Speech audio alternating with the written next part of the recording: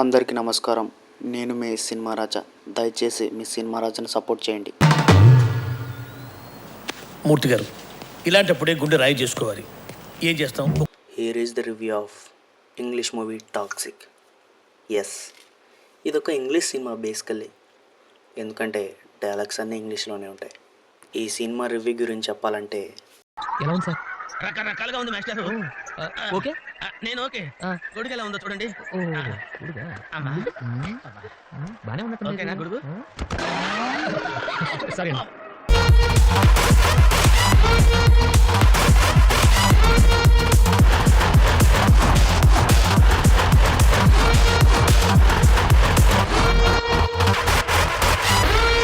ఈ movie story trailer చూసే చెప్పేయచ్చు father and sun మధ్య ఉంటుందని.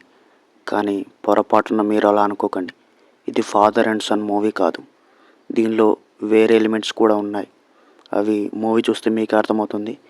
ఇక్కడ చెప్పొచ్చు, బట్ అది స్పాయిలర్ అవుతుంది కాబట్టి మనకి ఇబ్బంది అవుతుంది, చెప్పొద్దు. మూవీలో హ్యూజ్ కాస్టింగ్ ఉంది. యష్ భాయ్, నయనతార గారు, రుక్మిణి వసంత, ఇంకా చాలామంది కన్నడ యాక్టర్స్ ఉన్నారు, తెలుగు యాక్టర్స్ కూడా ఉన్నారు. పర్ఫార్మెన్స్ విషయానికి వస్తే మన యష్ తెలుసు కదా, అన్న పర్ఫార్మెన్స్ డోకా పెట్టాల్సిన అవసరం లేదు, దుమ్ము రేపేసిండు. అండ్ మిగతా వాళ్ళు కూడా నయనతార, రుక్మిణి వసంత, కియారా అడ్వాణి వాళ్ళకిచ్చిన క్యారెక్టర్స్లో 100కి 100% న్యాయం చేశారు. చాలా బాగా యాక్ట్ చేశారు. చెప్పాలంటే ఈ మూవీలో ప్లస్ ఏదైనా ఉందంటే వాళ్ళ యాక్టింగే. ఈ సినిమా డైరెక్టర్ వచ్చేసి ఒక లేడీ, ఆమె పేరు గీతూ మోహన్ దాస్. ఆమె ప్రీవియస్ సినిమాలు నేను చూడలేదు. ఈ సినిమా ఎలా తీసిందంటే మరి ఆమెకే తెలియాలి ఎలా తీసిందో. నాకు ఇంకా ఒకటే డౌట్ అండి, అసలు ఒక లేడీ అయ్యుండి ఈ మూవీకి డైరెక్టర్ ఆ సీన్లు ఎలా తీసింది? హీరో వస్తాడు, వేసేస్తాడు, మర్డర్ చేస్తాడు, వస్తాడు, వేస్తాడు, మర్డర్ చేస్తాడు. ఏంటిది? రిపీట్ అంతే. ఎవరన్నా చూస్తాడు, వేసేస్తాడు అంటే double meaning. I was hoping to have a civilized conversation. Do I look civilized to you?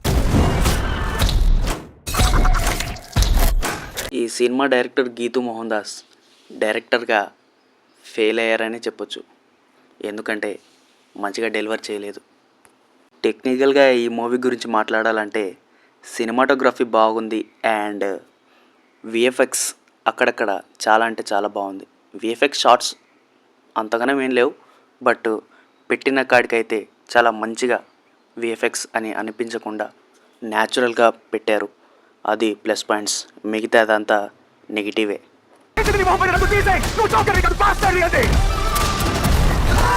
ప్రతి నిర్ణయానికి దానికి తగ్గ వెల కట్టి తీరాలి.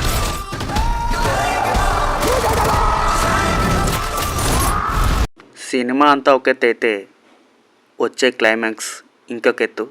ఆ క్లైమాక్స్కి దండవరం దూత. అసలు గీతూ మోహన్ దాస్ గారు మీరేం చెప్పాలనుకున్నారు ఇంతవరకు నా బుర్రకు అర్థం కాలేదు. ఆ క్లైమాక్స్ ఏంటి అసలు? చెట్. ఈ సినిమాకి ప్లస్ పాయింట్స్ ఏమన్నా ఉన్నాయంటే అవి రెండే రెండు.